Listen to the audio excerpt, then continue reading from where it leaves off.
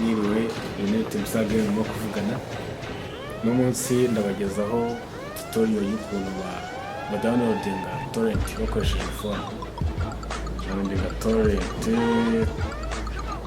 abantu benshi bakunda kuzikoresha badownloadinga amavideo mashyashya za kera bagenda bashaka imiziki, ibitabo, PDF, electronic books,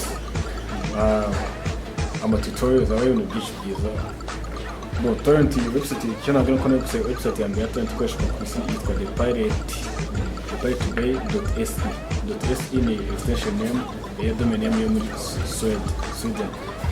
Niyo mbere ku isi muri Amerika. Impamvu website nyinshi amatorrent ntabwo ukunda gusanga zitari muri Amerika, kuko muri Amerika kenshi ntabwo kudownloadinga torrent biba byemewe. Bafite mbega bashyiraho ibintu bya restriction cyane kuko ama-copyright. Akenshi torrent ziberekinga copyright, ariko hano mu Rwanda filime nyinshi tureba nyinshi zadownloadinze bakoresheje torrent za filime bayenda bakunda gusobanura iki. Hano nkaba ndi kumwe ni baby yitwa Elizabeth. Torrent wasanzwe uzi?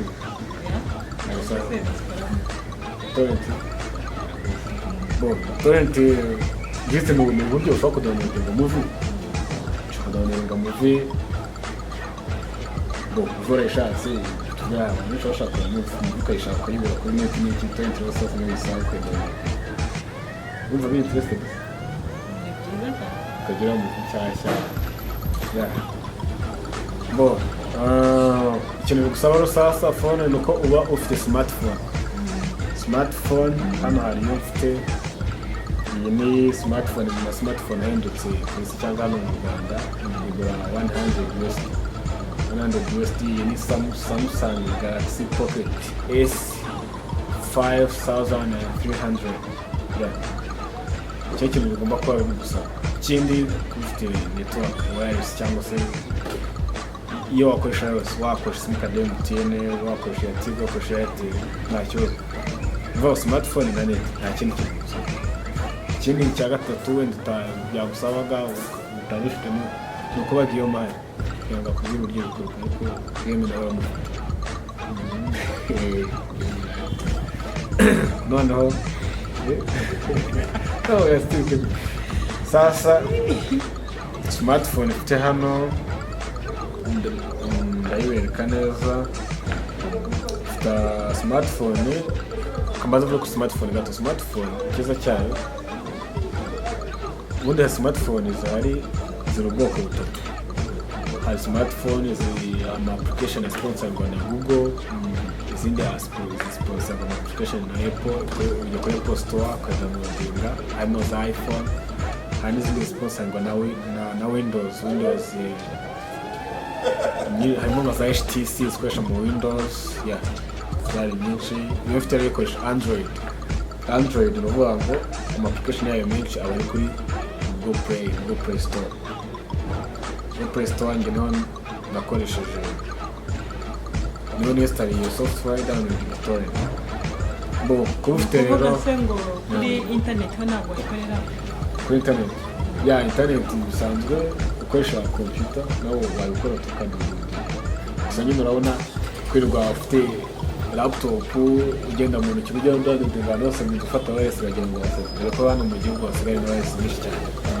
Njye wese nyigusha wese z'ubu icyo kintu cya smartphone hano mu gihe wese ni aya wese nka miliyoni zero pins zidafite password. Niyo ngenda ndakwica downloadinga torrent kugira ngo ndimo gucatinga cyangwa n'ibintu downloadinga torrent. Numva ko smartphone ari nziza. Wowe nta smartphone ufite? Ufite imeze karasharanye smartphone ukoresha Android. Iyo ufite smartphone yitwa smartphone ubwo ni karasharanye smartphone.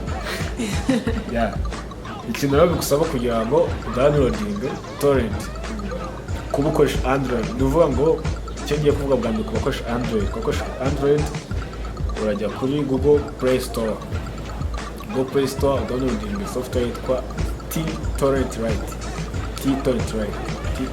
Lite ubwo ni erended. Numara kudownloadinga urainstalinga byose ndabira ku buryo babikora. Numara kuinstoringa rero tujya kuri thepiratebay.se. Ni website, urugero rwa website downloadinga amatorrent. Numara kujya kuri thepiratebay.se uracingamo torrent ushaka, tukanda get this torrent, ubwo rero nukoresha kuri phone urahita ubona notification zitangira zikujya kuri torrent irimo kuba download, niyuzura ifunguye then enjoy. murakoze cyane kutubwira